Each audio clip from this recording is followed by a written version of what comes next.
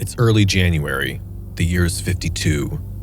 In the middle of a cold night, Romans are awakened to a blood-curdling sound. Is it a coven of witches screeching from the parks of the Escalating? A great chorus of banshees foreboding doom for the sons of Romulus? The dawn reveals the truth.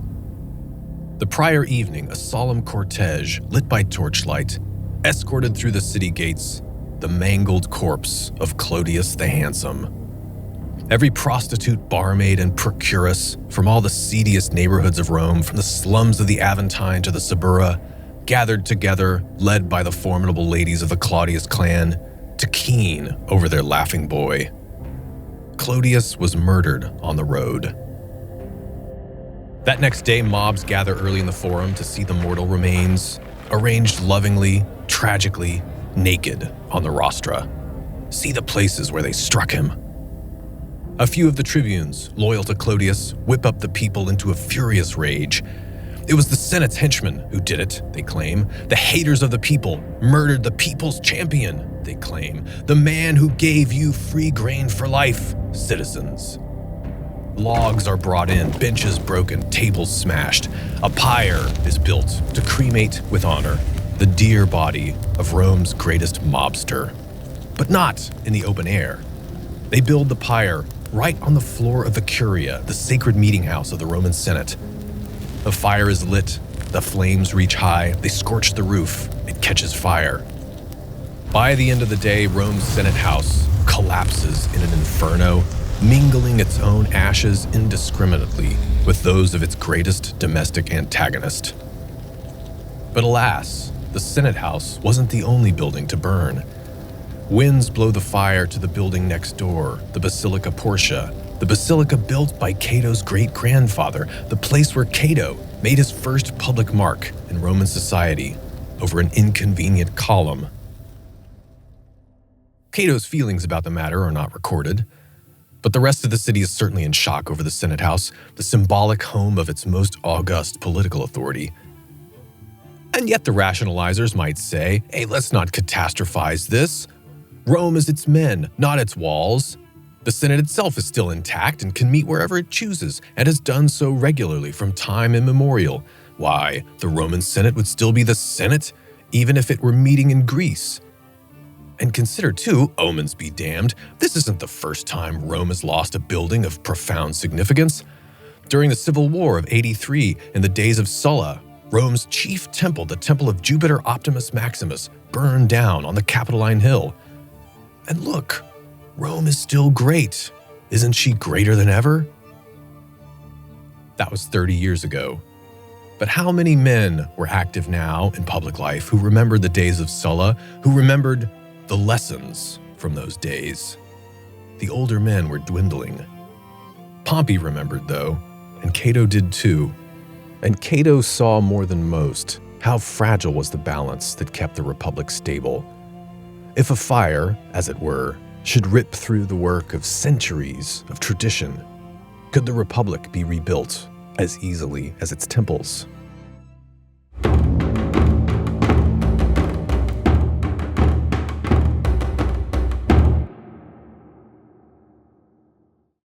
I'm Alex Petkus, and you are listening to The Cost of Glory, where it is our mission to retell the lives, characters, and often tragic fates of the heroes of Greece and Rome, following the lead of Plutarch's lives. This is part 3 of 3 of the life of Cato the Younger. It's the events of this episode that forever stamped the story of Cato, and upon which later generations judged him. This is the story of how he won the name Cato Uticensis, Cato of Utica, in Africa, his final resting place. And I think it is on the basis of these events that we too should judge his legacy. Now, the death of Clodius that we opened with, this sparked a rapid political realignment that put Cato on his final collision course with Caesar. We've mentioned the sequence in the life of Pompey already, but it's worth reviewing what happened from Cato's perspective here. January 52.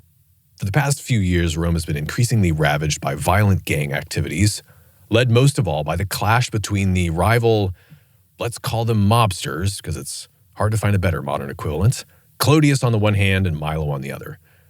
Clodius is loosely backed by Caesar, Milo by the Senate, also by Pompey.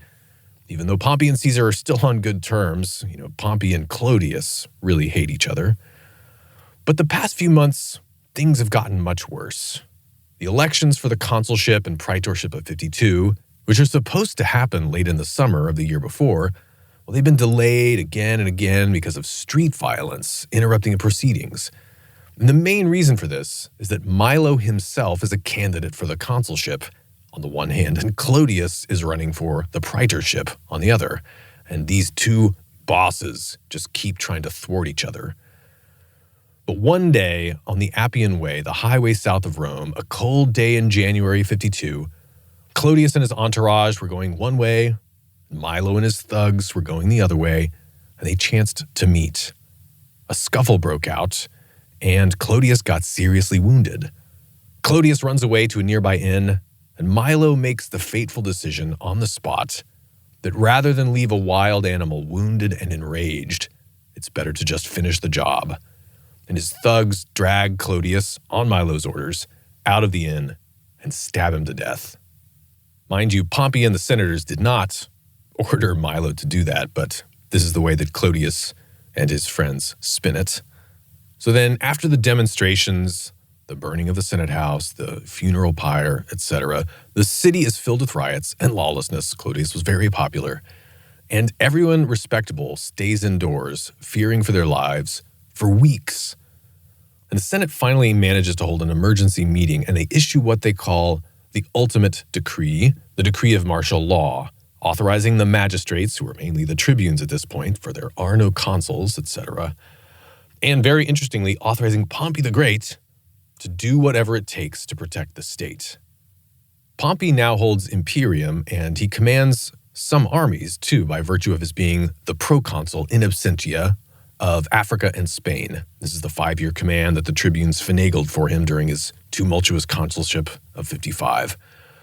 But the violence doesn't stop, and there is widespread suspicion among the nobles that Pompey is aiming to prolong the chaos by sort of keeping the policing light in order that he can increase the pressure on the Senate and thereby have himself elected dictator. Dictator is the extraordinary temporary emergency office that Sulla resurrected in the aftermath of the Civil War in order to punish his enemies and to rewrite the Constitution. It's an unaccountable office with supreme power. It's a one-man martial law. And some of Pompey's associates among the tribunes are openly calling for this. And Pompey, as usual, is playing coy. No, surely that's unnecessary, no. But everybody knows he wants it. It would finally prove him to be equal to, or perhaps greater, than Sulla. And this prospect, of course, is horrifying to Cato. He tells the Senate, "Don't you see, by means of contriving disturbances, Pompey is, by way of anarchy, seeking to win for himself a monarchy." But soon after this, to everyone's amazement, Plutarch tells what happened. Quote, "When there had been no regular government for a long time, and 3 armies were occupying the forum daily, and the evil had well nigh become past checking, Cato decided that matters ought to be put in the hands of Pompey by the voluntary gift of the Senate, rather than by extreme compulsion, and that by employing the most moderate of unconstitutional measures as a healing remedy for the conservation of the greatest interests, they should themselves introduce a monarchy rather than allow faction to issue in a monarchy." Accordingly, Bibulus, a kinsman of Cato, if you remember Bibulus from the year 59 and the consulship of Julius and Caesar, Bibulus moved in the Senate that Pompey should be chosen sole consul, for either matters would be rectified by his settlement of them, or the state would be in subjection to its most powerful citizen. Citizen is the key word there, not tyrant or dictator. Then Cato rose up and, to everyone's surprise, approved the measure, advising that any government is better than no government at all. End quote. So Bibulus, and surely this was all planned with Cato's full knowledge, maybe even at his initiative, Bibulus proposes Pompey be elected sole consul. Now this, to the Roman political mind, is a contradiction in terms. The whole premise of a dual consulship is that one should be a check on the other. But here was Cato authorizing it. He could respond, however, that a consul, as opposed to a dictator, would be subject to the laws, to tribunes' vetoes. He'd be subject to prosecution for misdeeds afterwards. None of that applies in the case of a dictator. Still, to observers, it's a stunning realignment. Pompey and Cato effectively on the same team. Cato being flexible, very noteworthy. On top of this, too, speaking of realignment, Pompey has recently married the daughter of Metellus Scipio, who's a reliable optimist. Not a great friend of Cato's, mind you, Metellus Scipio. You might recall from part 1 of the series that Cato long ago tried to marry Metellus Scipio's jilted bride, only to have the man change his mind and take the girl back. But he's an optimist all the same. And there it was. Pompey spurned Caesar's offer for a renewal of their marriage connection, and instead he's now drawing closer to the conservatives in the Senate through marrying this guy's daughter, Cornelia. And the sole consulship is another, even stronger shift of both parties toward each other.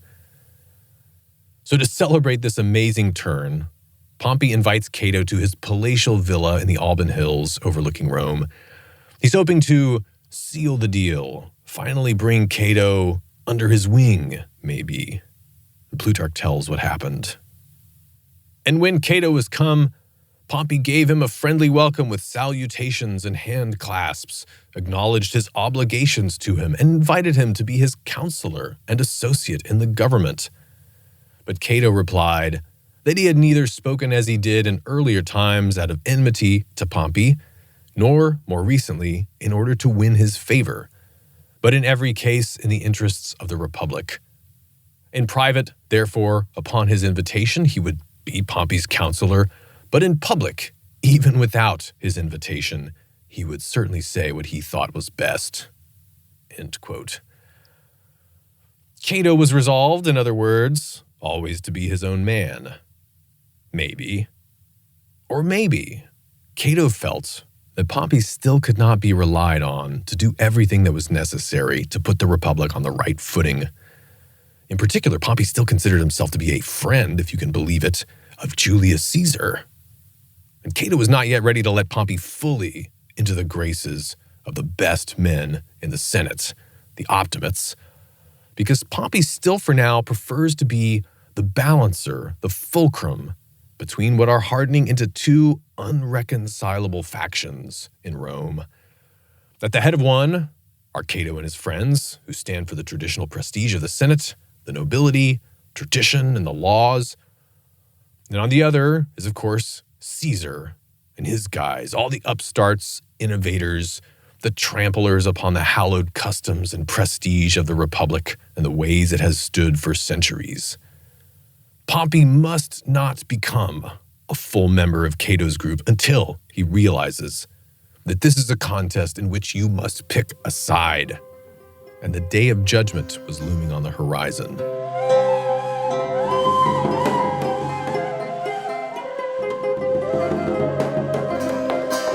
The issue brewing now in mid-52 is the question of what is going to happen when Caesar's 5-year Gallic command, which was renewed in 55, finally expires. Very soon, this becomes the hook from which the entire fate of the Republic dangles. But although Pompey had opened the door, it was still going to take much effort for Cato and the Optimates to really force their way through and bring him over to their side. For example, once he is firmly ensconced as consul, Pompey lends his support to a law promulgated by all 10 tribunes on Caesar's request. And this law grants a special exception to Caesar personally in honor of his great service to the state and having conquered all of Gaul by now. The law allows Caesar to place a bid for the consulship in absentia. Usually consuls have to make their application for candidature in person, and normally this would mean Caesar abandons his armies, lays down his imperial command, and the key here, he opens himself up to potential prosecution as a private citizen. But this law of the 10 tribunes will let him bypass all of this inconvenience and sail seamlessly into office with his proconsular immunity in place. And it's, of course, a foregone conclusion that he'll be easily able to muster the votes. And Cato, for one thing, is incensed because he and his friends, like Domitius Ahenobarbus, they've been promising for years to recall Caesar and prosecute him for his crimes and indiscretions as soon as he returns to the city. So Cato stands up in the Senate and he rails against this special interest provision with one of his signature filibusters. But the law goes on to a plebiscite vote anyway, and it gets ratified. And the law's more moderate supporters among the Senate can point out, well, haven't other great Romans been given such exceptions in the past, such as Gaius Marius running in absentia in 104 BC?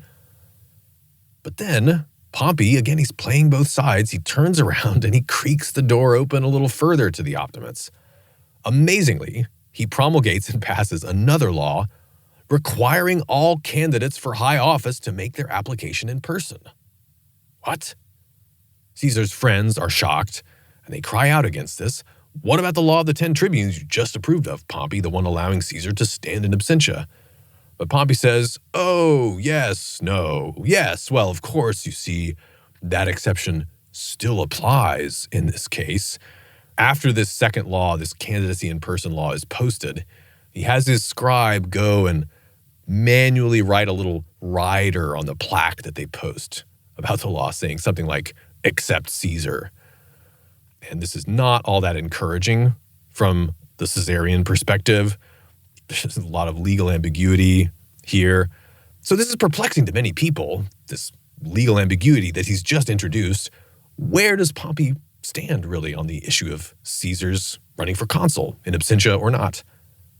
But a man like Cato can see what Pompey is really trying to achieve was he wants to retain good relations with Caesar as his friend, on the one hand, his former father-in-law, but on the other, he wants to keep Caesar reliant on him, subordinate to him, by making Caesar's fate depend entirely on Pompey's own interpretation of these two conflicting laws, which might vary depending on if Caesar behaves himself.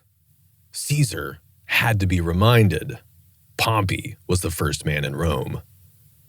Well, Cato gets a little impatient with all this, and he decides it's time to press harder. And he decides now, at last, to run for the consulship for the year 51. And he's got one overwhelmingly clear campaign promise. He will recall Julius Caesar and bring the man to justice. Now, considering Julius Caesar's huge popularity, not only with the common people, but even with the moderates in the Senate, and let's not forget the many gifts and kind and generous low-interest loans and Gallic money bags steadily streaming into the city from the great faraway conqueror, an anti-Caesar ticket is not exactly a winning platform.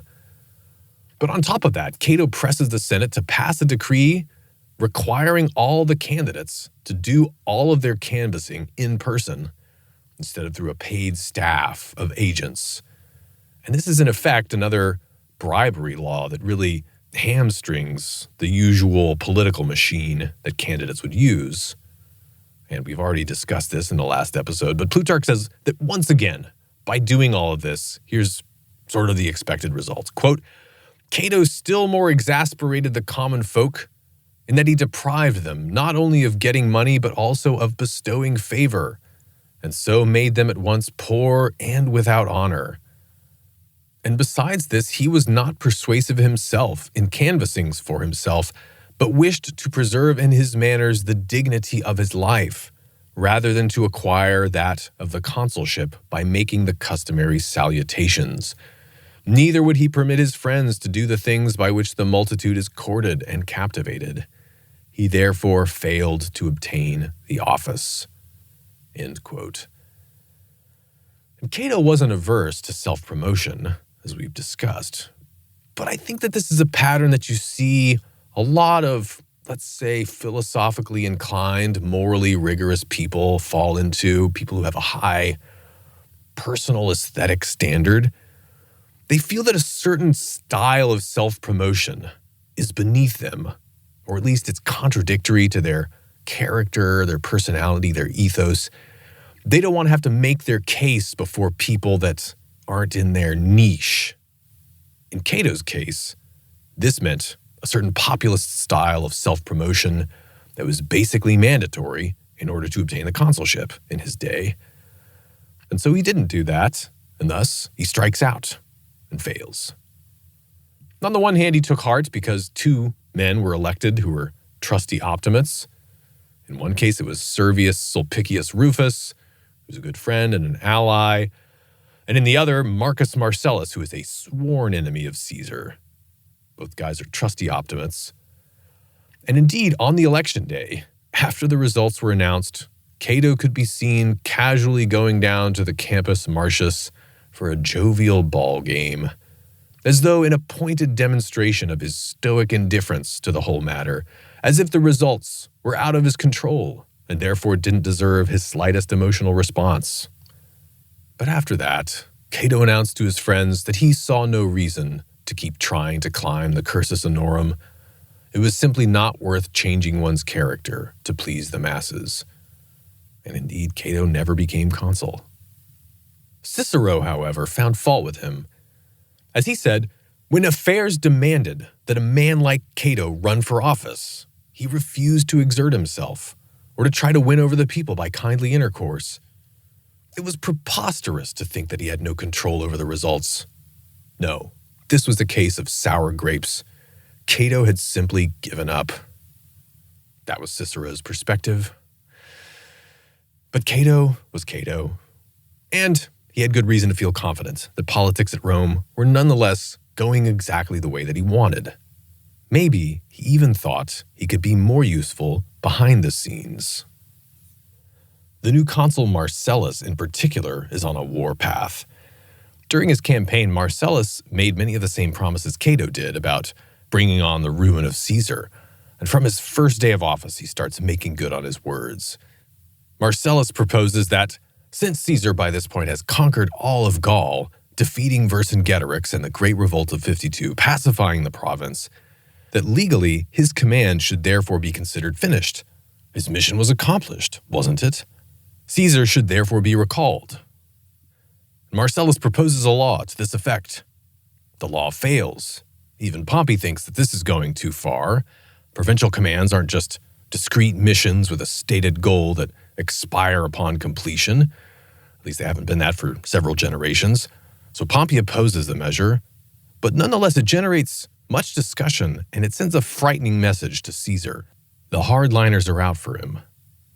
Next up, Caesar has unilaterally granted citizenship to many of the citizens of Cisalpine Gaul, who are longtime loyal Roman allies. They're in northern Italy. And Marcellus proposes that all of these citizenship grants be revoked. It was illegal. And then to drive home the point, Marcellus ostentatiously summons a local magistrate from that area, a man who's accused of some minor offense, and he has the poor man tied to a stake and publicly whipped. And this is something that you can't just do to a Roman citizen, but that was precisely the point. It was an outrage. But Marcellus tells the man, "Go and show your wounds to Caesar." Next, there was some unfortunate legal ambiguity about when exactly Caesar's 5-year command was set to expire automatically. And one interpretation that was favorable to Caesar was that it should end at the beginning of 49 BC. But Marcellus proposes that it should end on March 1st of 50, which is the coming year. Again, he is overruled by many, including Pompey, but he's turning up the pressure higher and higher. And letters come back from Caesar protesting all of this. His friends in the Senate and among the tribunes, they're making speeches, they're threatening to veto this and that measure. And the rift between Caesar and the establishment conservatives is widening. Meanwhile, Cato and his friends are working on Pompey, playing on his well-known paranoia. Don't you see? Caesar plans to challenge you. He plans to replace you as the first man in Rome. And Pompey dismisses this, but they can tell he's starting to get nervous. And then, that fall, Pompey starts to break down at last.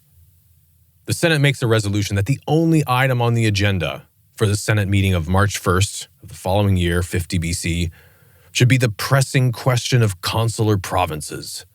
And of course, they mean above all, Caesar's consular province. And Pompey approves. The matter must be settled. Furthermore, he makes his own opinion known, that upon considering the issue, in his current view, it would be fair to interpret the law in such a way that Caesar should give up his command on March 1st of 50 BC. And then Pompey is bluntly asked in the Senate, Pompey, what if the tribunes should veto discussion of the matter on March 1st?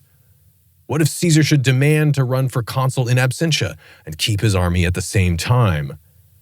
And Pompey makes his shift in thinking unambiguous when he calmly utters some ominous words.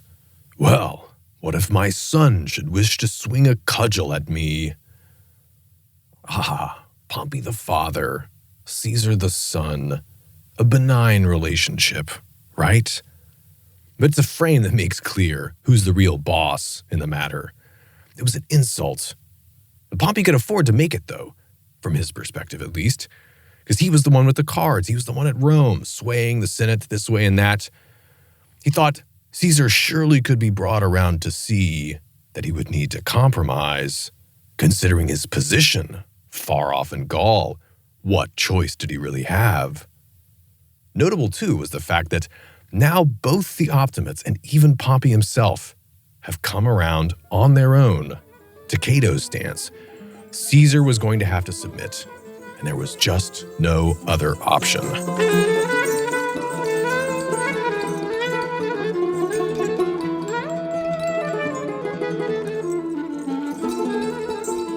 As many prominent men of Rome are now busy throwing their own logs on the fire to boil Caesar, Cato has a little free time to focus on other affairs that I think shine a lot of light on his personality. Now, Pompey recently passed some legislation aimed at curbing corruption, namely that the consuls and praetors will now have to wait a full 5 years after their term before their tour of duty starts as provincial governors. And this is a policy very pleasing to Cato. It breaks the chain between massive election expenditure and debt, and then the subsequent ravenous provincial plundering to make your money back. But it also makes many of the leading men who have recently held office ineligible for provincial commands, and now they have a lot of governorships to fill. And Cato is keeping a close eye on Rome's imperial relations in the East, a particular area of his own interest, via correspondence. And one of the older ex-consuls that the Senate calls for a vacant governor's post happens to be the very reluctant Cicero. Considering the fact that Cicero is one of the few people who were both trusted and friendly to Caesar and Pompey alike, not to mention Cato, and considering the conflict currently escalating, Cicero also being a moderating voice in the Senate, the timing was not ideal for the Republic. But Cicero goes out to his assigned province in the east, does what he's told, to Cilicia, and he undertakes some modest peacekeeping campaigns against rebellious mountain tribes there. And after a respectable military success, he writes back to several of his friends at Rome to announce his victories and to request that the Senate declare an official Thanksgiving celebration to the gods, a supplicatio, they called it, a supplication in honor of his achievements. We've already talked about how Caesar received several of these. These supplications were seen as a customary prelude to that highest honor of all, a triumph, which is something that Cicero has never received. And among the men he thought might help this resolution come about was Cato. And he writes to Cato a long letter detailing his achievements, and towards the end of the letter, he makes the request personal and he discusses his and Cato's common pastimes. And this is kind of touching to me, so I'm going to read it here. In conclusion, as though lacking confidence in the efficacy of my plea, let me make philosophy my advocate with you, than which nothing in my life has been more precious to me, nor have the gods bestowed any greater gift upon mankind. Think then of the pursuits and acquirements we have in common, and to which we have been devoted heart and soul since we were boys. We two almost alone have brought the old authentic philosophy, which some regard as an amusement of leisure and idleness, down into the marketplace, into public life, one might almost say, into the battlefield. This companionship of ours pleads with you on behalf of my renown. I do not think Cato can in conscience say no." End quote. And yet, Cicero is soon surprised to hear that Cato could in conscience say no. With all the Senate approving, even Caesar writing in a good word for Cicero from Gaul, only Cato and one of his disciples, Favonius, only Cato and Favonius speak out against the Thanksgiving supplication proposal in the Senate. And Cato wasn't afraid to tell Cicero so, with a brief letter that is in fact the only text we can say with any certainty represents Cato's actual words. And so I think it's worth quoting in full here. And the aloof tone of it gives a taste, I think, of how difficult it could be to be friends with Cato sometimes. This is the Shackleton-Bailey translation, slightly modified. And the motion for Cicero's supplication did pass, mind you, but Cato is here basically explaining why he alone voted the way that he did. Here it is, quote, "From Marcus Cato to Marcus Cicero, Imperator, greetings. Patriotism and friendship alike urge me to rejoice, as I heartily do, that your ability, integrity, and conscientiousness, already proved in great events at home when you wore the gown of peace, are no less actively at work in arms abroad. Accordingly, I did what I felt my judgment allowed me to do. That is to say, I paid you tribute with my voice and my vote for defending your province by your integrity and wisdom, for saving Ariobarzanes' throne and person, and for winning back the hearts of our subjects to a loyal support of Roman rule." And here he gets to the meat of the matter. "As for the decree of a supplication, if you prefer us to render thanks to the immortal gods in respect of provision taken for the public good by your own admirable policy and administrative rectitude, not at all the result of chance, rather than to put it down to your own credit, I am very glad of it. If, however, you regard a supplication as a pledge toward a triumph, and on that account prefer the praise to go to accident," he means i.e. the gods, "rather than to yourself, the fact is that a triumph does not always follow a supplication. On the other hand, the Senate's judgment that a province has been held and preserved by its governor's mild and upright administration, rather than by the swords of an army or the favor of the gods, is a far greater distinction than a triumph, and that is what I proposed to the House. I have written to you at some length on this subject, contrary to my normal habit, so that you may realize, as I most earnestly hope you will, my anxiety to convince you of two things. Firstly, as touching your prestige, I desired what I conceived to be most complimentary to yourself. Secondly, I am very glad that what you preferred has come to pass. Goodbye, remember me kindly, and follow your chosen course, rendering to our subjects and to the Republic their due of a strict and conscientious administration." End quote. Well, how about that? Why would you want to thank the gods when it was your own accomplishment, Cicero? In his Senate speech, Cato was saying here, he praised Cicero's virtue and he proposed at the Senate recognizing his competent and just administration that should be honor enough. Ha! But even though the motion passed, Cicero's still furious when he hears about this slight. He wrote to another friend, "We are humiliated. He has been disgracefully spiteful toward me." But, all the same, he grits his teeth. He writes a very polite response, impressing upon Cato that he hopes Cato will not be obstinate in opposing a potential triumph. Here's a quote from that letter, quote, "It is a marvel that our society has produced even a single Cato. How could I think of comparing the triumphal car and crown with an encomium from you? To my way of thinking, and by the unbiased and delicate standards of philosophy, nothing can be more complimentary than that speech of yours, of which my friends have sent me a copy." You could just feel the forced smile coming through his words. Poor Cicero. And the generous interpretation of what Cato did is that he simply expected everyone to be a Cato and to be satisfied with the honors that Cato would be satisfied with, to wit, very little. But Cicero got especially indignant when he heard that Cato was at the very same time supporting a triumph for an even less substantial provincial victory that was won by one of Cato's kinsmen, Bibulus, who we've already mentioned many times.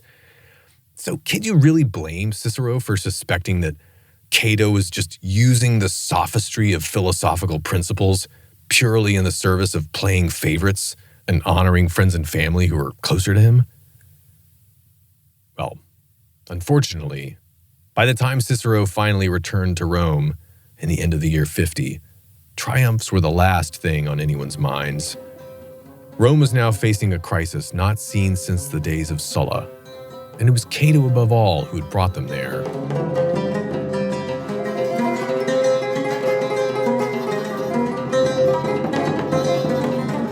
It was not until the year 50 that Cato and the Optimates finally managed to drag Pompey over to their side. A turning point comes on the Senate meeting of March 1st of the year 50. This is the meeting that was designated especially only for discussion of Caesar's Gallic command. A discussion begins and the room sways toward demanding Caesar be recalled to face private citizenship and therefore inevitably prosecution. But then, very unexpectedly, a certain young noble named Curio, one of the tribunes for the year, and as far as everyone thought, an optimate, Curio exercises his veto to interrupt this hostile discussion about Caesar. What's this? Is it possible that Caesar has gotten to him, to Curio? Did Caesar pay off some of the prodigal aristocrats' huge and well-known debts? Caesar's money has been pouring into the city recently as the crisis has escalated.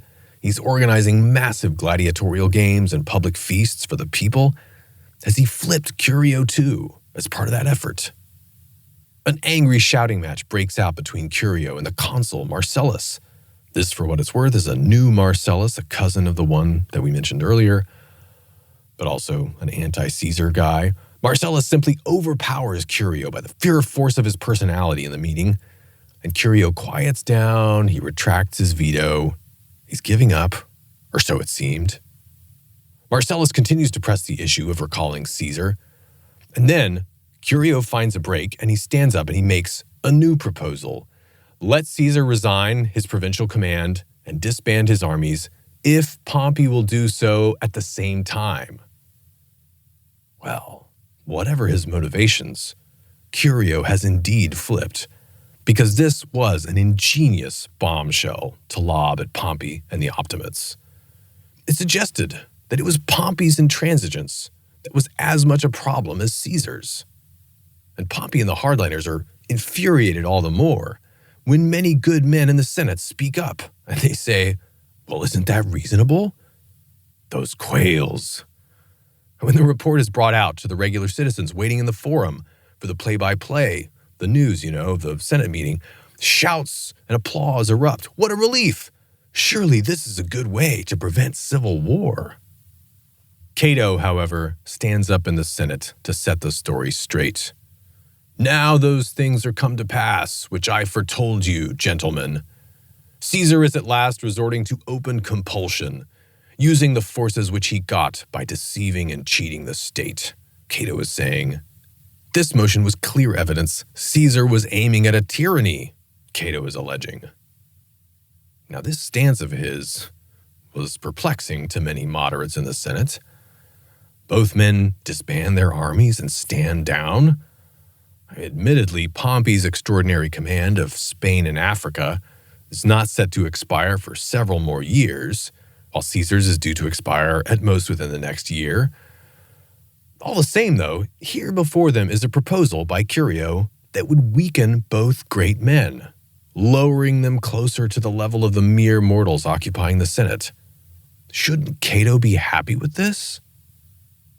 Pompey, however, now himself under threat, he's inclined to take Cato's perspective. And Cato had long come to a firm conviction about Caesar, one that really he had come to all the way back in 63 BC in the storm of the Catilinarian conspiracy. Caesar, to use Cicero's words, was a man who feared nothing and was ready to do anything in order to become the first man in the state. Caesar had shown his colors again and again. In 59, in the year of his consulship, and in 55, the consulship of Crassus and Pompey, that he orchestrated again by renewing the triumvirate. Caesar was a lawless man at heart, even when he was obeying the laws. Pompey's dominance, however, in Cato's eyes, though it was dispreferred, it was moderate, tolerable, mostly lawful, and importantly, it was a known quantity. But to Cato's mind, any compromise that allowed Caesar to return to Rome without facing immediate, punishing justice, especially if he'd be allowed to slither into the consul's chair unimpeded, it seemed like a certain route to a grotesque form of monarchy. Consider the character of the man. The image of Caesar gazing out from his throne on the adulating crowds, ramming through who knows what radical agenda, and now with incomparably more wealth and prestige. It was simply insupportable. The Senate meeting of March 1st breaks up in chaos with no resolution. And as the year plows on, progress seems further out of reach. Caesar had been hoping to run for the consulship of 49 the next year in absentia, but with that option seeming more and more out of reach, he sends a candidate friendly to him, a staff officer of his in Gaul, Sulpicius Galba, to run for the office.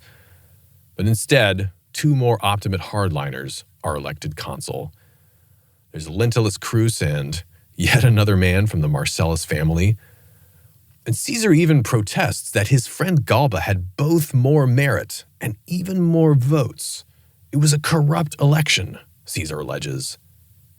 But there's nothing that he can do about it from his faraway base across the Alps. And now, ever since that tumultuous Senate meeting of March 1st, Pompey is becoming more convinced by Cato and friends that Caesar is out to replace him as the number one man in Rome. The dynamic was well expressed by the poet Lucan. Caesar could not tolerate a superior, Pompey could not tolerate an equal. But for a long while, Pompey stays open to making concessions to Caesar in the hopes of getting him to back down, to accept some kind of respectable secondary position on Pompey's terms, in the hopes, too, of avoiding a civil war. But Caesar just keeps finding ways to reassert his equality. And then Pompey got deathly ill. This throws the optimates into a panic for a few weeks. Pompey finally, though, makes a miraculous recovery, and the cities throughout Italy, they hold celebrations in his honor. And then reports come in from senatorial observers who visited Caesar's armies in Gaul. Morale among Caesar's troops is low. They stand ready to abandon the man in a conflict. Terribly false reports, as it turns out. But this news, combined with his near-death experience and his miraculous recovery, it hardens Pompey in the conviction that he can weather any storm, that the gods are on his side, and that Caesar must be brought to heel, whatever the cost. Caesar must either abandon his armies, or submit to become a private citizen and face justice, or give up hopes of another consulship. As more offers and threats go back and forth late that fall, a senator points out to Pompey, Caesar has 10 veteran legions in Gaul, and now he's moved into northern Italy. He's at the borders of his province, ready to strike. Pompey, you only have 2 legions, less than 10,000 men, to Caesar's 50,000. What will you do if he begins a war? And Pompey says, I only have to stomp my foot, and legions will spring up from the earth to follow me in the defense of Rome. Words he would later regret.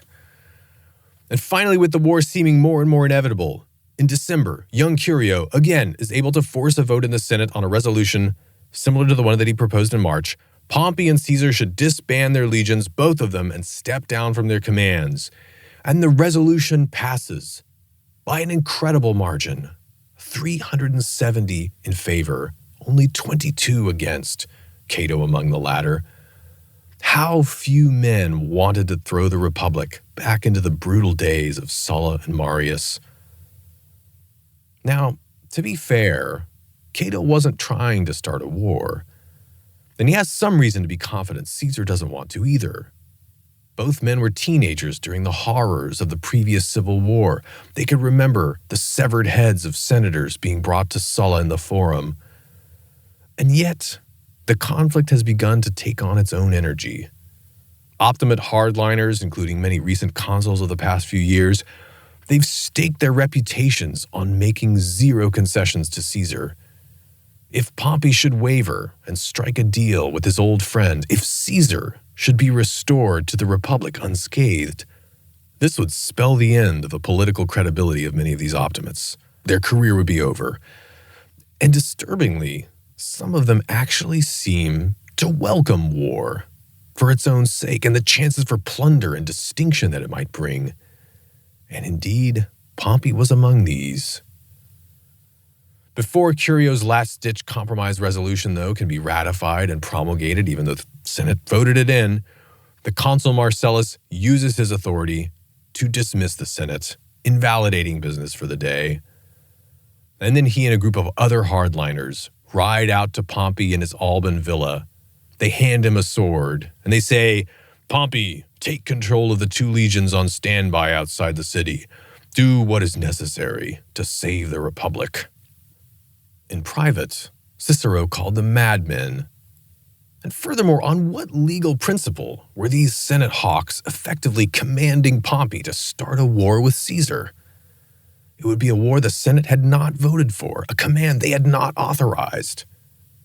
Cato must still have felt, hopefully it won't come to that.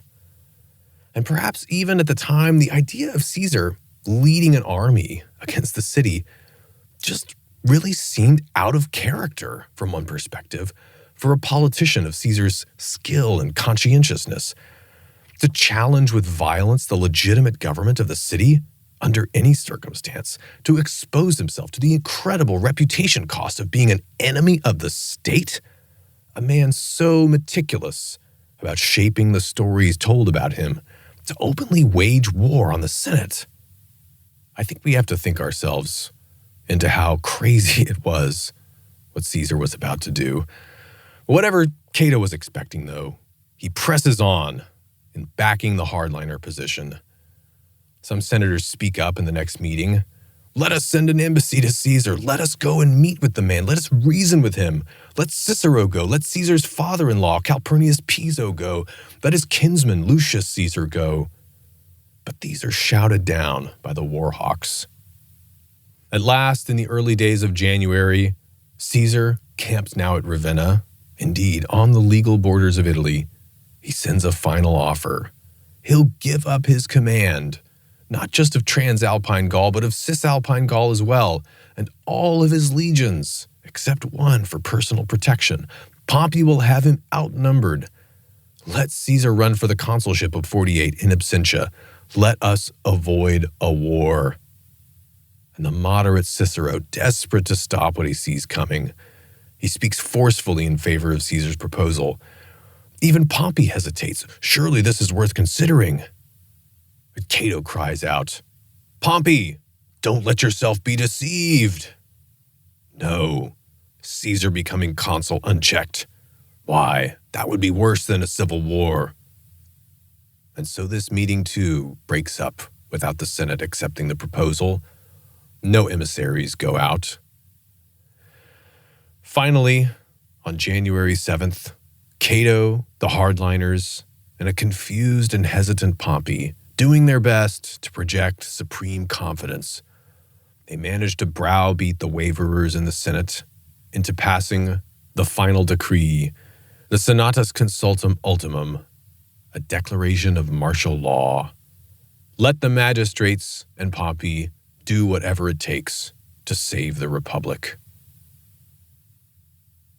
Caesar's tribunes, including Mark Antony, they try to impose their veto, but the Senate threatens them with violence, and they flee the city in fear of their lives. It was at last official, a declaration that Caesar needed either to submit or try the issue by force. A declaration, in other words, of war.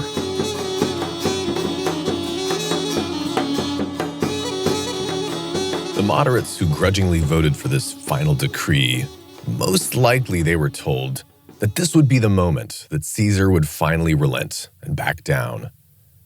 And for his part, Cato genuinely seems to have doubted that Caesar would do what he did next. But within a few days, reports light up the city with panic. Caesar has entered Italy, and with his forces he's captured Ariminum. He stood at the Rubicon River at the border, the red line between his legal command and an open state of war, and he said, "Let the die be cast," and waded through. Now, outwardly, you could say, Cato was ready for this. He has a narrative to deploy. He knows what to say. Caesar has finally proven Cato's dire warnings about his character correct. And say it he does, as Plutarch reports. Quote, "But when Ariminum was occupied, and Caesar was reported to be marching against the city with an army, then all eyes were turned upon Cato, both those of the common people and those of Pompey as well. They realized that he alone had from the outset foreseen and first openly foretold the designs of Caesar. Cato therefore said, 'Nay, men, if any of you had heeded what I was ever foretelling and advising, you now would neither be fearing a single man nor putting your hopes in a single man.'" End quote. By single man, in the second case there, of course, he meant Pompey. And Cato also has a ready answer for who is to blame. As he is advising the Senate what to do, he says that they should now, immediately, legally, put supreme command of the war into the hands of Pompey. "For the same men who caused great evils," he said, "should be the ones who put a stop to them." Now you might ask, given his brinkmanship of the past few months or years, how could Cato put the blame on Pompey at this stage? Now perhaps there's something to be said in his defense. Back in the year 52, Cato's position was already clear. Caesar should be recalled to face accountability at last for his actions as consul of Rome, as proconsul of Gaul. And back at that point, Cato's hardline policy had more teeth to it. Because even after the victory over Vercingetorix that summer in 52, Caesar was still very busy with pacifying Gaul. His legions were spread out over the whole territory, clamping down rebellions in a very tenuous peace. And the year 51 likewise had been spent putting out fires in various campaigns all across modern France and Belgium. In those days, Caesar truly had no power to wage a war against the Senate. If they'd only pressed him harder then, they really might have forced him to make some concessions, expose himself to the risk of a trial perhaps. But Pompey's continuing friendliness, his willingness to cut Caesar a deal, all of this had wound down the clock in Caesar's favor. And in the year 50, there were no more rebellions to suppress. There were no more campaigns. As Caesar's money and influence were flipping more politicians at home, his legions were resting, resupplying themselves, sharpening their swords, and the Gauls were settling into the new normal. And now, the free forces at Caesar's disposal were, as Cicero pointed out, incomparably more powerful than whatever the Senate was able to muster in Italy, at least. Cato, it turns out, had hardened Pompey and the Senate precisely when their chances of prevailing over Caesar were rapidly declining. And now, was Cato not to blame? And as Caesar's friends had long pointed out, were Caesar's demands so unconstitutional and unprecedented? Caesar was not even asking for the sort of extraordinary commands that Pompey himself had built his career on. Against Sertorius, the pirates, Mithridates, Caesar was asking for more moderate exceptions, and ones that had already been made for many other prominent Roman politicians. And didn't Cato and the hardliners undermine the very Senate whose prerogatives they claimed to be defending when they watched the consul Marcellus void the Senate's peace resolution, carried overwhelmingly by 370 to 22? Didn't they abrogate the sacred rights of the tribunes of the people by ignoring their veto and threatening them with violence when they passed the ultimate decree? Who was the law and order party after all? And if Cato truly hoped Caesar would back down, then wasn't he counting on Caesar not being the man that he had been warning the Romans about all along? A man willing to do anything to be first in Rome. If Cato really believed Caesar was as evil as he claimed, Why had he dared to back the wild animal into a corner? In haste, Pompey abandons the city in force. It's indefensible. And he declares any senators staying behind in Rome to be enemies of the state, siding with Caesar. It's now Republicans versus Caesarians. Wartime considerations must trump all other ones. And this has all the appearance of a sound strategy. Pompey has a superior fleet. He has superior forces scattered across the Mediterranean, and this will buy him time to trap Caesar in Italy. And anyway, the Roman Senate is still the Senate if it meets in Capua, Naples, Greece, Utica, is it not? Well, the conservatives follow regardless of their feelings, and for many, it would be the last time that they saw Rome. Cato was one of these. But for all of his earlier bluster, amazingly, Cato immediately becomes one of the most conspicuous advocates for peace. Within 2 weeks of the outbreak of the conflict, Cato was now urging anyone who would listen that peace on any terms was preferable to a civil war with Caesar. Cicero even wrote to a friend, Cato prefers slavery to civil war. We don't know if those are his words or Cicero's words, but little if any blood had been shed by this point. There was still time. Cato, of all people, has suddenly become flexible, and he openly adapts the habit of a mourner as though he's already weeping for the loss of his beloved republic. Plutarch recounts, "From the day they left Rome, as we are told, Cato neither cut his hair, nor trimmed his beard, nor put on a garland, but maintained the same attitude of sorrow, dejection, and heaviness of spirit, both in victory and defeat, in view of the calamities of his country until the end." End quote. And I think it's hard not to see in his sullenness the genuine pangs of regret at what he knew he had in large part brought about by his own actions. For the rest of the war, he did his duty whenever he was called upon. Of course he did. But there are many signs that the men who were now driving this campaign, who were excited, who were optimistic, energized with the thrill of these historic times, that they felt that Cato was now a downer, and that he needed to step aside and let more eager men take the reins. Cato pleads with Pompey and the Warhawks, let him into their councils for peace negotiations. He is ignored, fobbed off. Some other senators are even heard whispering, Cato would only get in the way. Also ignored are Caesar's many repeated offers, even now, to settle the matter peacefully, by laying down arms, for example, even standing for the consulship as a private citizen now. But Pompey and the men around him are determined at this point to destroy Caesar, whatever the cost. And why was Cato complaining about this? Cato then urges Pompey and the leaders on his side, let us not plunder any cities, nor put any Roman to death except in battle. The defenders of the Republic must not use the chaos of war to settle private scores or enrich themselves. It was essential to retain the moral high ground in this conflict. But this exhortation, too, in the course of events, was often brushed aside as quaint and idealistic. And then Cato's wise and pragmatic urgings that they unify the command of the war under Pompey the Great. As we mentioned earlier, the man who was responsible for the whole thing should be the man to solve the problem. This was also ignored.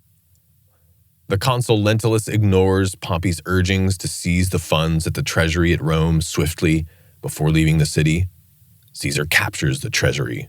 It's a massive windfall, lets him pay and supply his soldiers.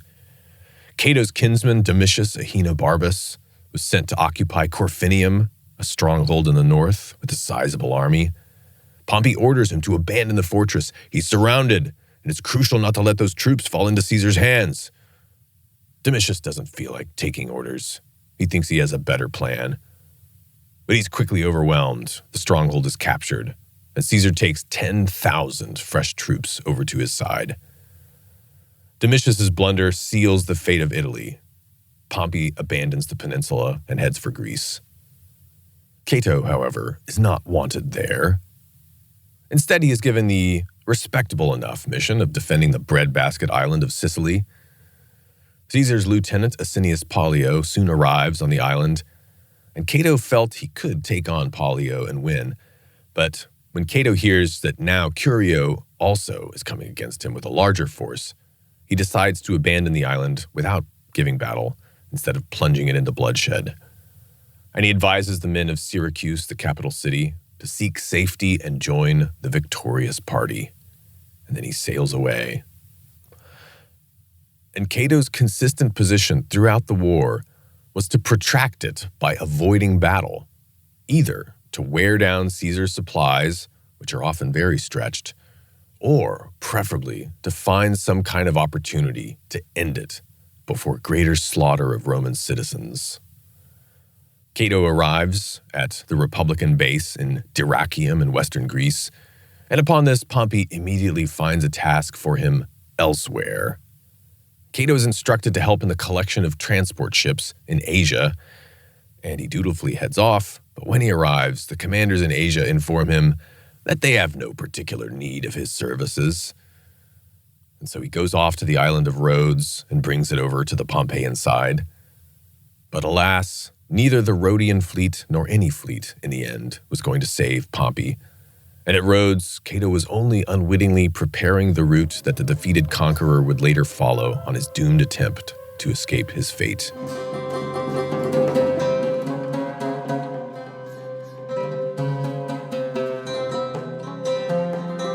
Cato returns to Greece to join Pompey's base again at Dyrrachium in Epirus on the northwest coast.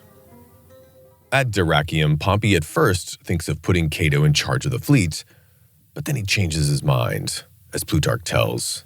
Quote, "But Pompey soon perceived, or was shown by his friends, that the one chief object of Cato's public services was the liberty of his country, and that if he should be made master of so large a force, the very day of Caesar's defeat would find Cato demanding Pompey also lay down his arms and obey the laws. Pompey therefore changed his mind, although he had already conferred with Cato about the matter, and he appointed Bibulus admiral." End quote. So Pompey decides that giving too much power to Cato risks Cato being in a position to turn against him when he wins the war with Caesar. Soon, however, Caesar stuns the world by making the daring crossing of the Adriatic successfully, eluding Bibulus's blockade, even though Bibulus has a vastly superior navy under his command.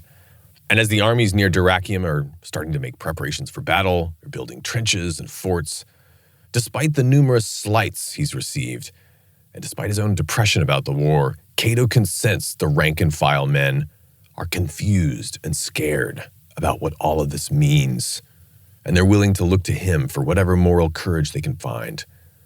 So he does his duty in the best way that he can with his words. Here's Plutarch again. "It is said that when Pompey himself was trying to incite his forces to a battle before Dyrrachium and bidding each of the other commanders to say something to inspire the men, the soldiers listened to those others sluggishly and in silence.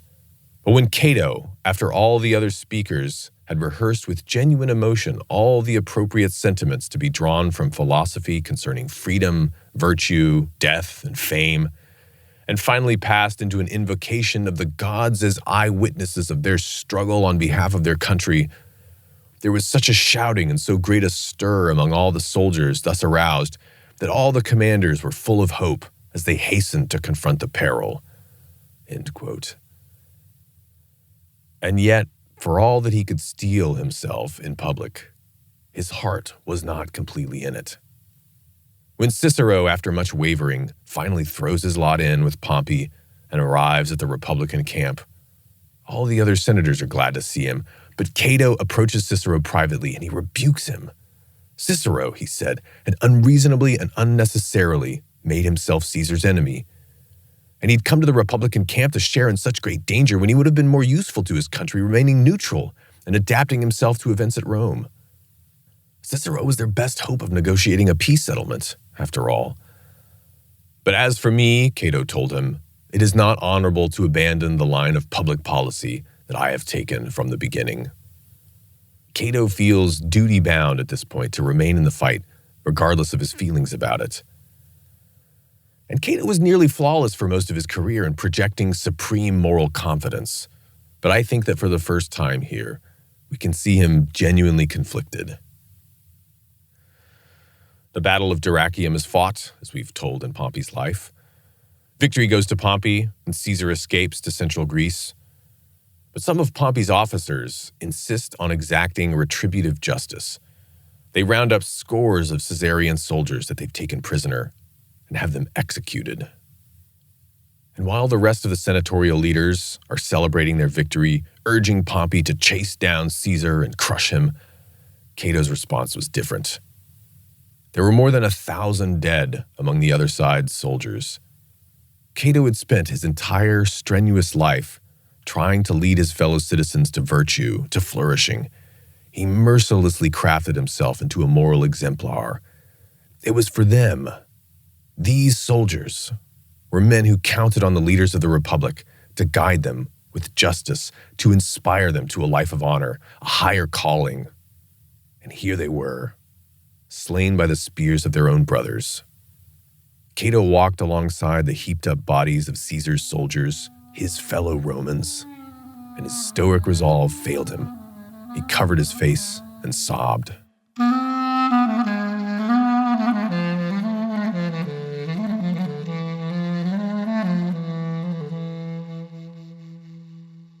At Dyrrhachium, many of the other senators, like Marcellus, Lentulus, and Domitius, they're pressing Pompey to strike swiftly at Caesar. They have been vastly outnumbered. And the Optimates even start accusing Pompey of prolonging the war intentionally to increase his own prestige. But Cato was the sole voice who approved of Pompey's grander strategy to wear down Caesar in a war of attrition. And historians agree, both modern and ancient, this was surely the wiser strategy also. The Senate controls the seas, they control most of the lands in Greece as well. However, the army packs up to go east to give chase to Caesar. Cato is politely asked to remain behind and guard the rear and the baggage at the port of Dyrrhachium. Once again, many attributed this decision to Pompey's fears of what Cato might try to do in the event of a victory. But other lukewarm senators are asked to stay there with him, among them Cicero. And Cicero records that while they were waiting for news, certain diviners among the oarsmen of some Rhodian ships who were stationed at the port confided to a Roman commander that they had consulted the signs, and they predicted that in less than 30 days, Greece would be bathed in blood, Dyrrhachium would be pillaged, and its defenders would flee to their ships and look back on a city in flames. And Cicero wrote later that he noticed that Cato, normally immune to superstition, was very alarmed, alongside other wise and learned men of Rome. Perhaps it was because it confirmed a bad feeling that they hadn't been able to shake since the war started. And only a few weeks after Pompey left, one of Pompey's commanders staggers into camp, wounded with the news. Pompey forced a battle, conceding to the hotheads on his side and going against his better judgment. And the Republican army has been defeated in a great, horrific, decisive battle at Pharsalus. Caesar's famous fortune has struck again. Cato orders everyone in his camp to depart immediately for the nearby island of Corcyra. They're vulnerable on the mainland, but they can use their great fleet to defend themselves on an island. But as they get the last man into the transport ships, they see the flames from the granaries at Dyrrhachium rising into the air and merchant ships igniting in the harbor. Not from Caesar's men, but from opportunists, including their own soldiers, former soldiers. These men have resolved to make the most of the situation and strike a blow now against their former masters before casting themselves on Caesar's mercy. So Greece has fallen. And I'll let Plutarch narrate what follows in Cato's story, pausing for occasional comments. Quote, "When the defeat at Pharsalus came, Cato resolved that if Pompey were dead, he would take over to Italy those who were still with him." Plutarch means let them surrender and let them go back to Italy. But that he himself would live in exile as far as possible from the tyranny of Caesar. If, on the contrary, Pompey were alive, he would by all means keep his forces intact for him. Accordingly, having crossed over to Corcyra where the fleet was, he offered to give up the command to Cicero, who was of consular rank, while Cato himself had only been a praetor. But Cicero would not accept the command and planned to set out for Italy to make his peace with Rome's new master. Then Cato, seeing that Pompey's son Gnaeus was led by his obstinacy and unseasonable pride into a desire to punish all those who were about to sail away, and was going to lay violent hands on Cicero first of all, he admonished Gnaeus in private and calmed him down, thus manifestly saving Cicero from death at the hands of Gnaeus Pompey and procuring immunity for the rest. Guessing now that Pompey the Great would make his escape into Egypt or Libya, and being eager to join him, Cato put to sea with all his company and sailed away, after first giving those who had no eagerness for the expedition leave to depart and remain behind. After reaching Libya and while sailing along the coast, he fell in with Sextus, the younger son of Pompey, who told him of his father's death in Egypt. Sextus, you may recall from the life of Pompey, was an eyewitness to his father's murder at the hands of the faithless Egyptians. And going on here, I think you see Cato's sense of duty in action. Or maybe you'd say it's his great heart. All, of course, were deeply distressed, but no one, now that Pompey was gone, would even listen to any other commander while Cato was at hand. For this reason also, Cato, who had compassion on men who were brave and had given proof of fidelity, and was ashamed to leave them helpless and destitute in a foreign land, he undertook the command and went along the coast to Cyrene, the people of which received him kindly, although a few days before they had closed their gates against Labienus. So this is a big step, deciding to continue fighting even though Pompey's dead. Going on here.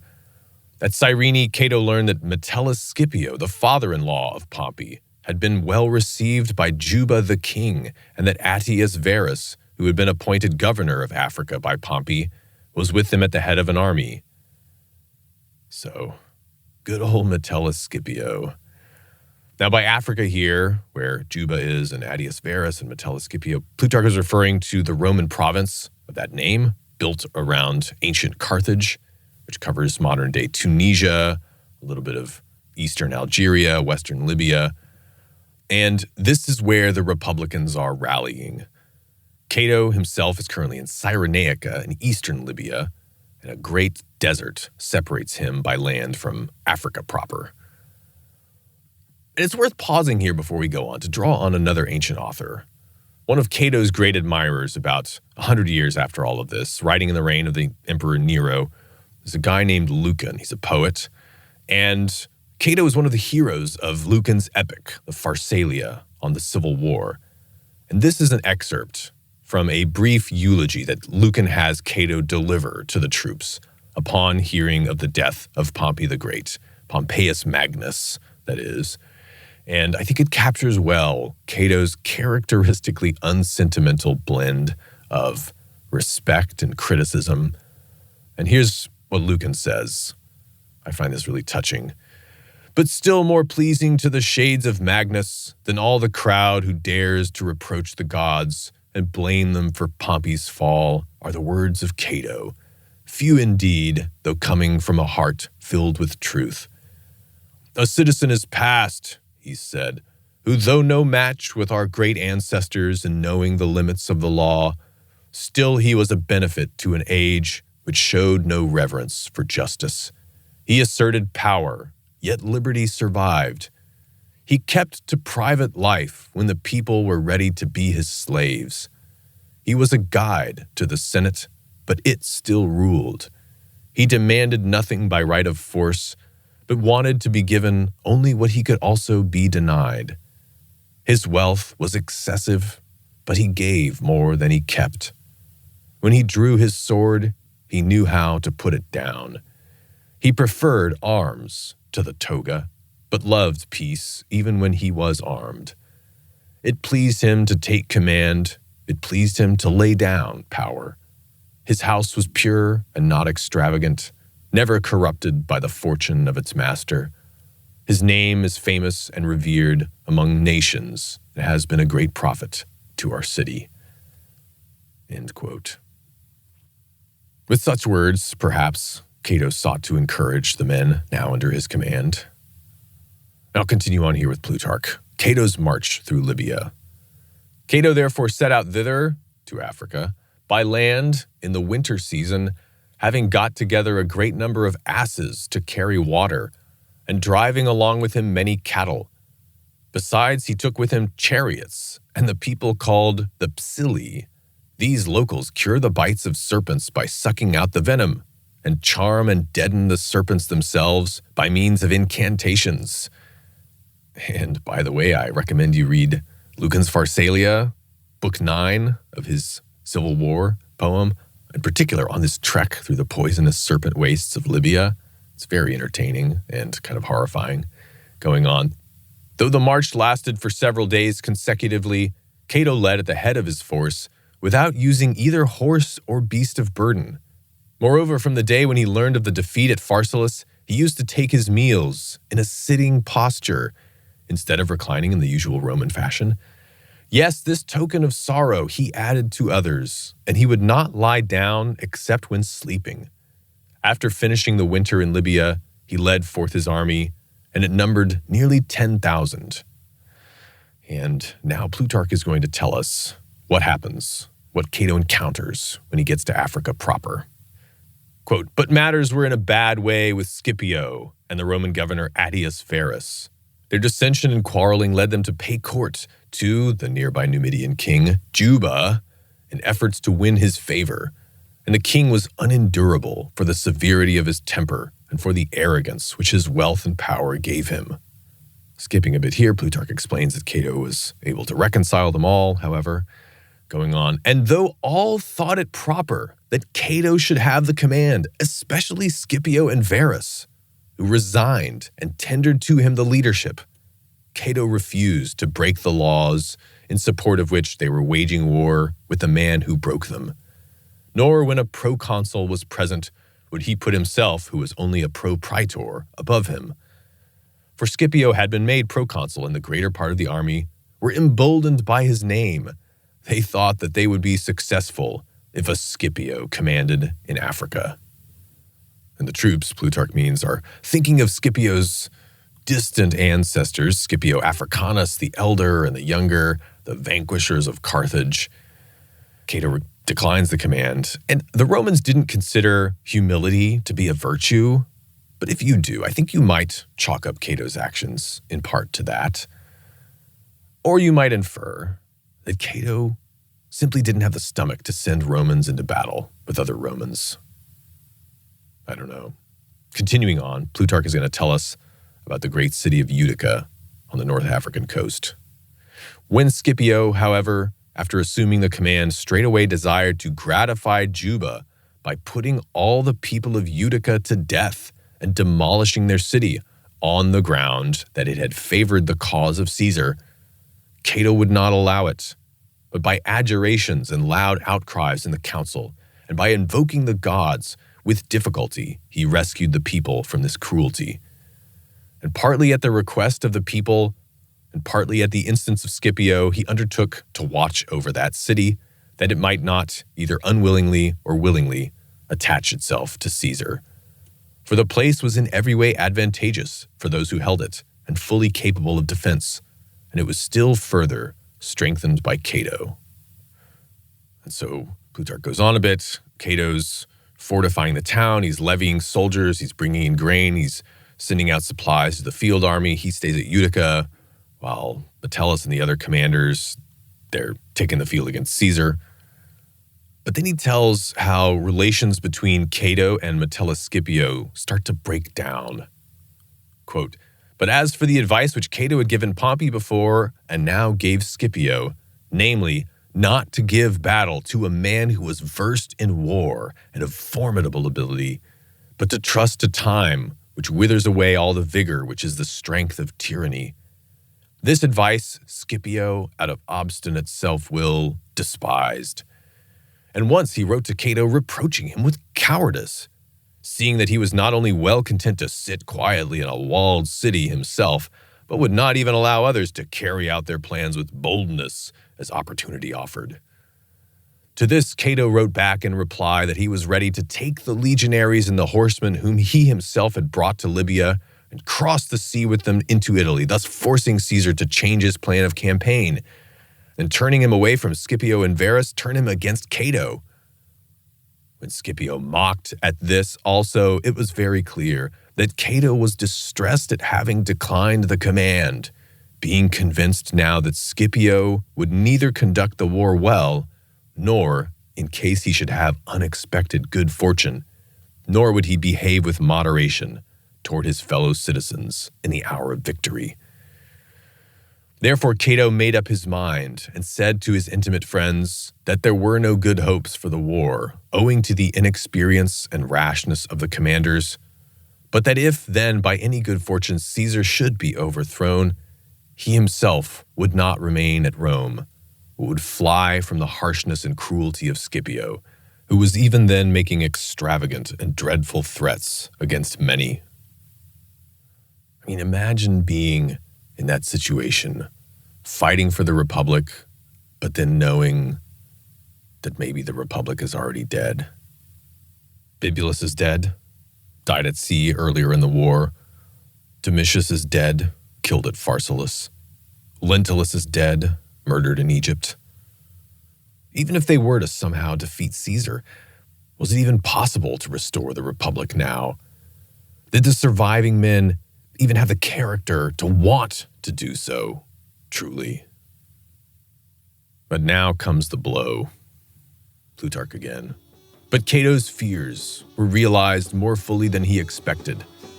For late one evening there came a messenger from the camp who had been 3 days on the road, announcing that there had been a great battle at Thapsus, and that their cause was utterly ruined, that Caesar was in possession of their camps, that Scipio and Juba had escaped with a few followers, and that the rest of the force had perished. End quote.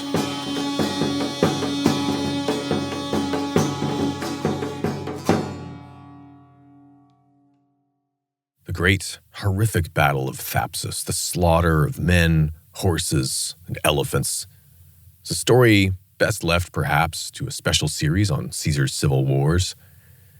Caesar once again beat impressive odds, and many of the Republican troops who fled the battle and survived, and afterwards surrendered. So the report went. They were massacred by Caesar's angry veterans before Caesar's eyes, even as he pleaded with his soldiers to spare them. So as Plutarch just told us, these reports soon reach Cato and the Romans holding out at Utica a few days away. The city is thrown into a panic, and the situation gets very dangerous very quickly.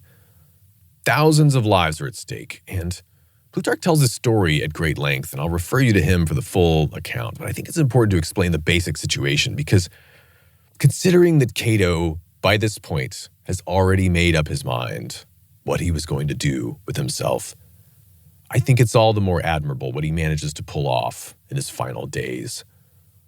Now, there are two main power factions left in Utica. Cato has taken 300 of the most respectable Roman citizens who are permanent residents there. He's formed them into a body. He's actually calling it a senate. And these are mostly businessmen, merchants, moneylenders, Roman expats of equestrian rank and lower. They're local operators. And although they have great respect for Cato, they aren't really all that loyal to the senatorial cause.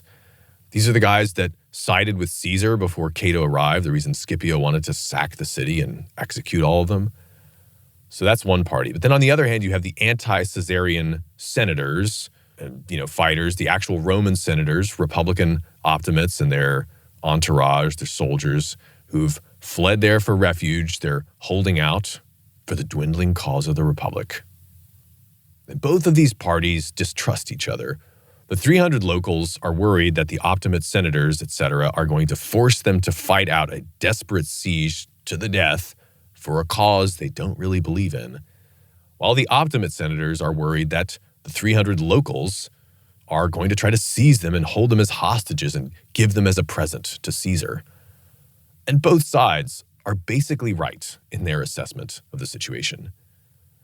And then, to further complicate things, a large contingent of cavalry soon arrived from the ruins of Scipio's army, and these men demand that Cato take command of them, and they want to sack the city and murder or enslave the 300 locals and probably everyone else they can get their hands on. And the situation is at risk of turning into a bloody massacre, a civil war within a civil war in the streets of Utica. It's on a knife's edge. But suddenly Cato is just everywhere all at the same time. Now he's negotiating with the 300, he's allaying their fears. Now he's pleading with the cavalry, persuading them to stay outside the city walls, but not to leave the area and abandon the Optimate senators who are very vulnerable right now. And now he's consoling and assuaging the fears of the Optimate senators who are trying to admit the cavalry into the city to destroy the threat from within, the 300. It's all just very tense, and everybody wants to kill each other. And add to this the fact that Caesar is reported to be on the march to besiege the city, so there's all this pressure. He's going to besiege it or accept its unconditional surrender, and then who knows what with the captives. They've already heard what happened to the surrendered soldiers from Scipio's army, right? And it's only because of the awesome reverence and complete faith that everyone has, every single side has, in the words of Cato, the most just man in the Republic. It's their conviction that nothing deceitful or false ever entered into his actions, that they managed to pull the knives back from each other's throats. And so Cato saves hundreds, maybe thousands of lives. Here's Plutarch. But for a long time, the man had determined to destroy himself. And he was undergoing dreadful toils and suffering anxiety and pain on behalf of others, that he might put them all in the way of safety before he took his leave of life. Indeed, there was no secret about his resolution to die, although he said nothing about it. So Cato buys enough time, and the cavalry, they stand guard in the city for a couple of days, protecting the senatorial people, while the remaining senatorial party, the Republicans, they hop into boats and escape. And then the cavalry leave too. Some of them are grabbing plunder as they go, but Cato marches out to stop them. And these men too, they just drop what they've taken and they depart in shame and silence. And now Lucius Caesar, a Republican on the senatorial side, he's preparing to go out to try to negotiate with his kinsman, Julius Caesar, for mercy on behalf of the 300 leading Romans of Utica, and for Cato too. But Cato tells him to save his words for the 300, as he himself will seek no mercy from Caesar. And I'll let Plutarch take the lead on the rest of the story. His account is the most famous of the final day of Cato's earthly life. Quote, "After his conference with Lucius on this matter, Cato commended his son and his companions to Lucius's protection as he was going away. And after escorting him on his way and bidding him farewell, he came back home, called together his son and his friends, and discoursed with them on many subjects. In particular, he forbade the young man to engage in political matters, for to do so worthily of a Cato was no longer possible as things were going, and to do so otherwise would be disgraceful. And presently towards evening, he betook himself to the bath. After his bath, he took supper with a large company, sitting at table rather than reclining, as was his custom after Pharsalus. Indeed, he lay down only when he slept, and there were at supper with him all his companions and the magistrates of Utica. After supper, there was much literary and genial discourse over the wine, and one philosophical tenet after another made the rounds until there came up the inquiry into what were called the paradoxes of the Stoics, namely that the good man alone is free, and that the bad are all slaves. Here, as was to be expected, his peripatetic friend, the philosopher Demetrius, who he's got with him, made objections, whereupon Cato broke in with vehemence, and in loud and harsh tones maintained his argument at greatest length and with astonishing earnestness, so that everyone perceived that he had made up his mind to put an end to his life and free himself from his present troubles. The Stoic reasoning at issue here that Plutarch seems to be referring to is that the wise man is the most free because he understands that he cannot be compelled to do anything in an absolute sense, and certainly he cannot be compelled to do anything dishonorable. For what greater compulsion is there than the threat of death? But if living should become dishonorable, or even dispreferred, that the Stoic is always free to take his leave of life. He always has ultimate freedom if he will just recognize it. And understandably, coming from a man who had built his life on the principle of liberty, this reasoning seemed ominous to Cato's companions.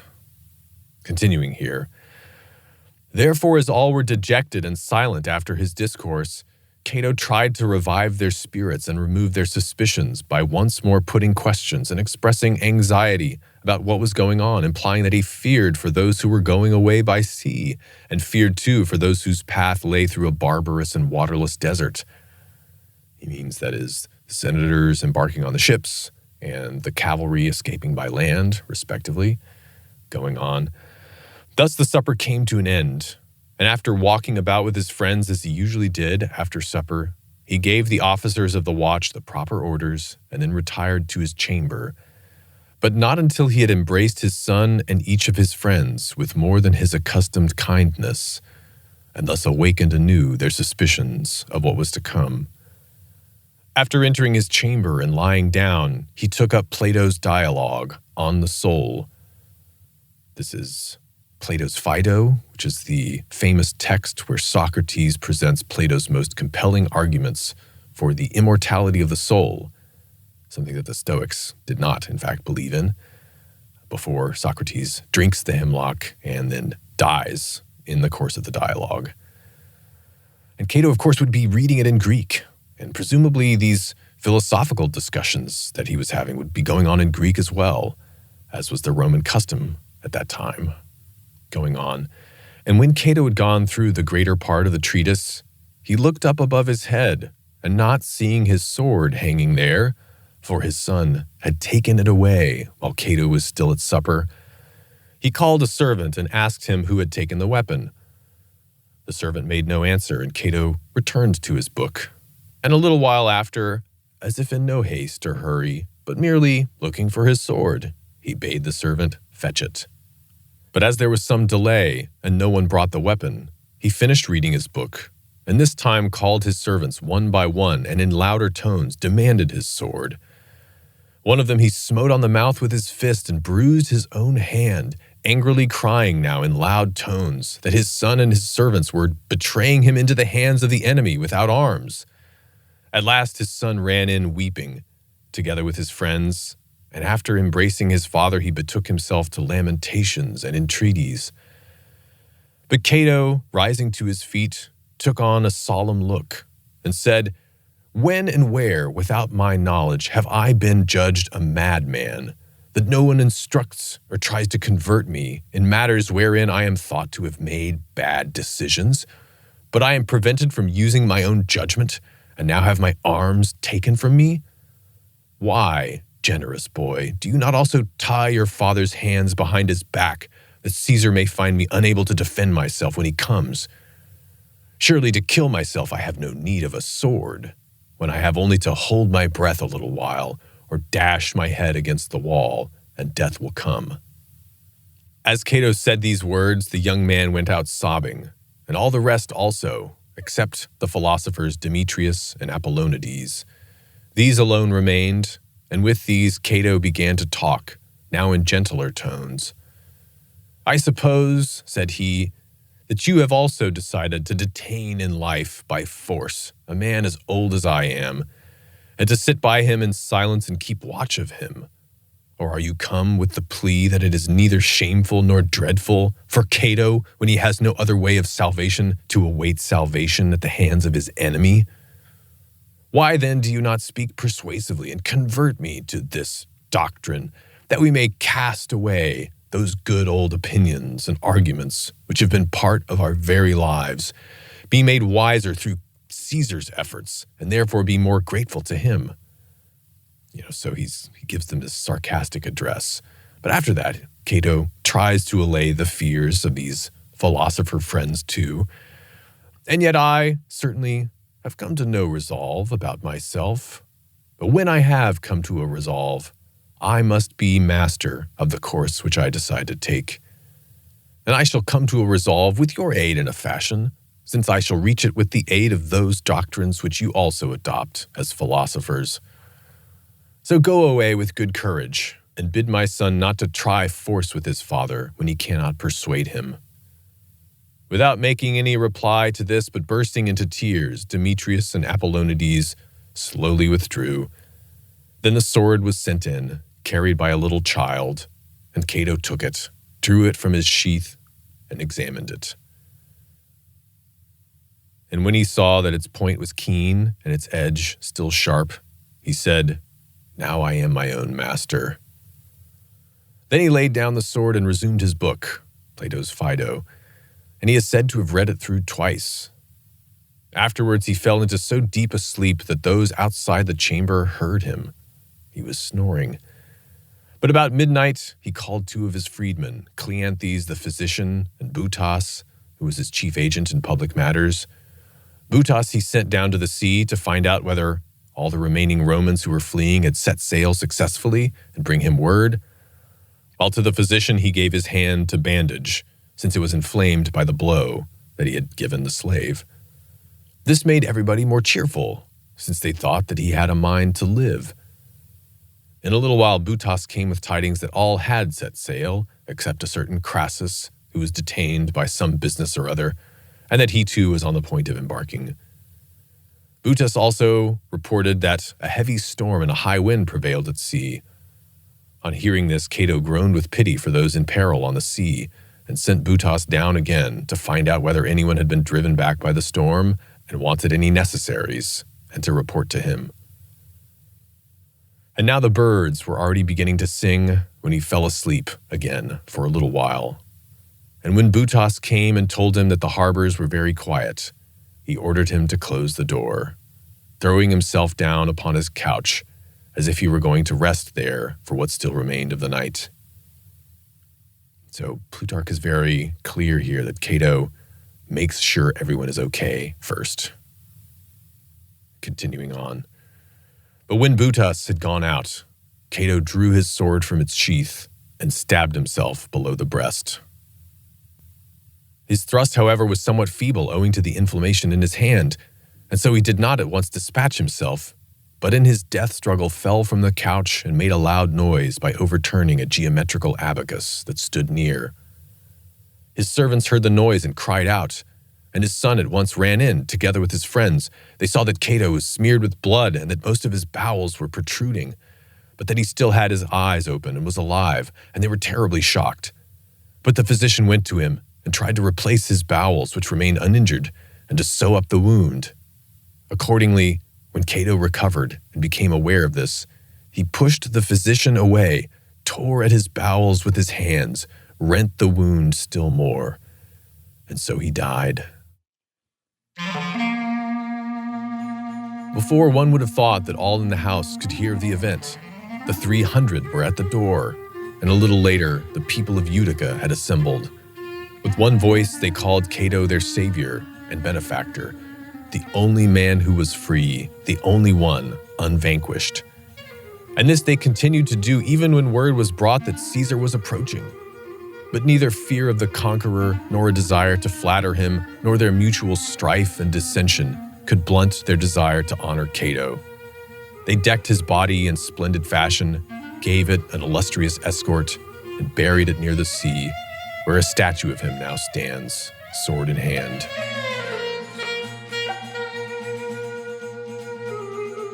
When, however, Caesar heard of his death, he said this much only, as we are told, "O Cato, I begrudge thee thy death, for thou didst begrudge me the sparing of thy life." And so ended the life of Rome's last citizen. He was 48 years old. Plutarch adds that his son received no harm at the hands of Caesar, and Cato's son Marcus gained a reputation later as an easygoing party boy. But you wonder if this was a case of the talented heir to a brilliant and overshadowed legacy, laying low lest his enemies in power suspect his ambitions and find a way to have him erased. Because young Marcus did eventually go against his father's advice and enter into public life. Plutarch recounts that he joined up with Brutus and the other rebels from the senatorial faction after Caesar's assassination only a couple of years later. And, quote, all his ill report was blotted out and removed by the manner of his death, for he fought at Philippi against Augustus Caesar and Antony on behalf of liberty. And when his line of battle was giving way, he deigned not either to fly or to hide himself, but challenged the enemy, displaying himself in front of them, cheered on those who held their ground with him, and so fell, after amazing his foes by his valor. End quote. Cato's legacy is long, and best left to our Aftermath episode. If you enjoyed this, do us a favor and leave us a good review on Apple Podcasts or Spotify. It helps others find these important, forgotten stories. Or better yet, store up Cato's tale in your heart and find an opportunity to tell it to a friend who needs to hear it. Stay strong, stay ancient. This is Alex Petkus. Until next time.